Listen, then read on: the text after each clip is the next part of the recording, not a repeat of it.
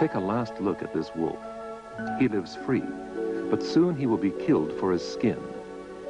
He is only one of 25 million wild animals sacrificed each year to meet the needs of the huge fur market. The fur industry is big business. An example. In 1 week's auction of raw furs, the Soviet Union took in 320 million Swiss francs from Western countries. In Britain alone, it's worth about 400 million pounds a year.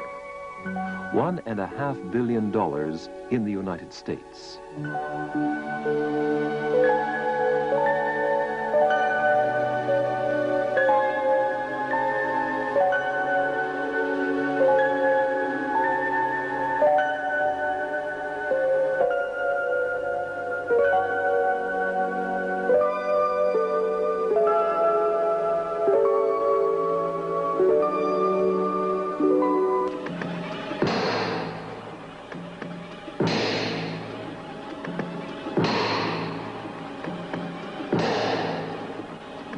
From that moment, the Holocaust of fur-bearing animals began. The luxury image of a fur coat sold as a status symbol is a far cry from the reality of commercial trapping in the wild. For the reality is barbarous and cruel. It means a long and often hideously painful death for millions of wild animals each year. That is the real cost of fur.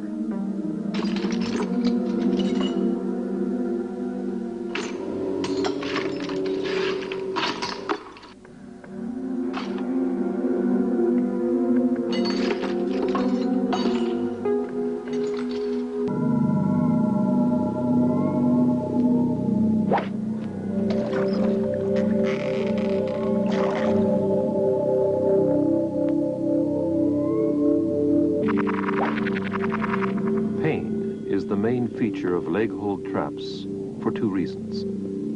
Firstly, the jaws of the trap must close quickly to prevent the animal moving his leg before it's held tight. Secondly, the trap must incorporate sufficient tension to prevent the jaws opening while the animal struggles and tries to escape. Sometimes its last remaining strength enables it to get away by tearing off its own limb. But the only true deliverance comes with death.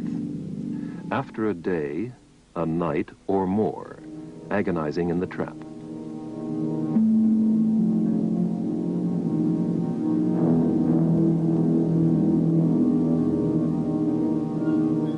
The camera is the secret witness of the trapper's world. A dispassionate machine whose very objectivity forces us to face the bleak fact of mindless cruelty. And facing that fact may be the first step we take to change it. At this very moment, somewhere.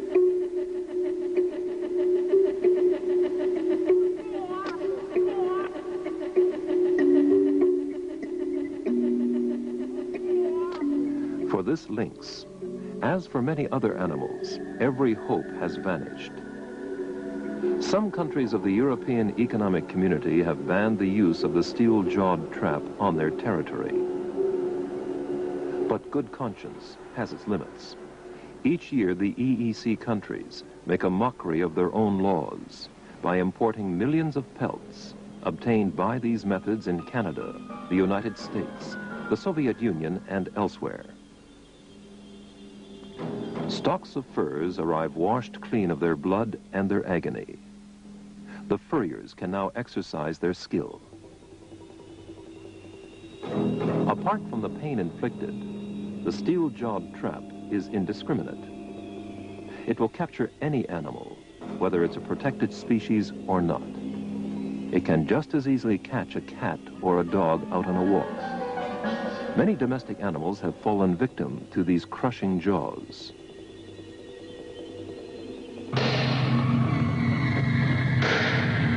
These animals and birds are known technically in the fur trade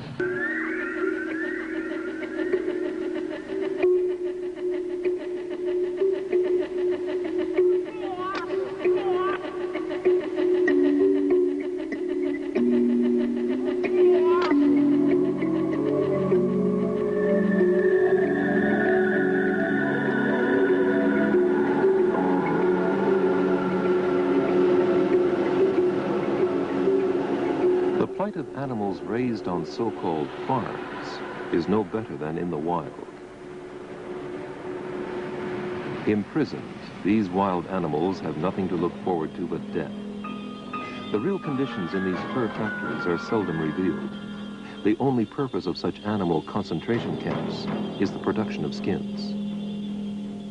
The farming of animals solely for their fur began in Canada at the turn of the century, but spread rapidly to the United States, Scandinavia, and the Soviet Union. Today, Scandinavia produces nearly half the world's ranched furs.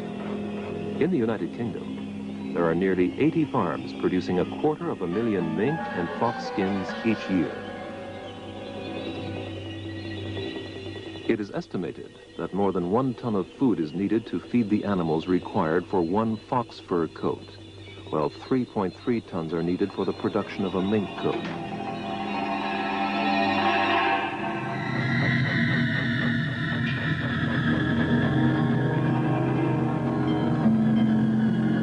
These animals live on a single layer of wire netting to make cleaning the cages easier. Here, everything has to be functional, rational. Each animal has only a few square inches of living space. In the wild, such creatures would require a vast territory to move in. An ermine needs a square kilometer, a fox from 10 to 50 square kilometers.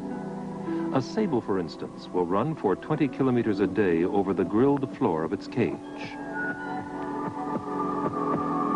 Promiscuity and overcrowding provoke violence in the cages. Incapable of escaping from this conflict, the animals are even on occasion driven to cannibalism.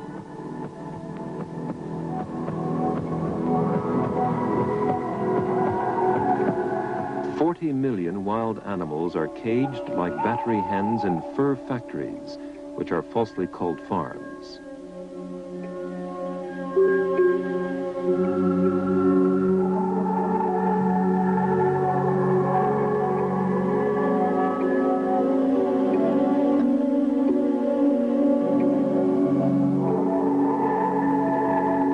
Over the last 30 years, production of mink has beaten all records. 350,000 skins a year in the 50s, more than 26 million annually today.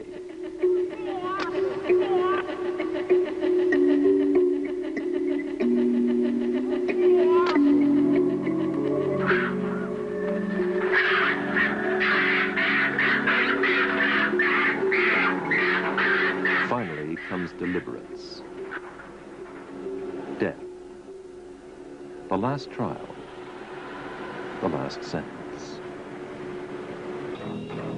2 methods are used. One means is electrocution.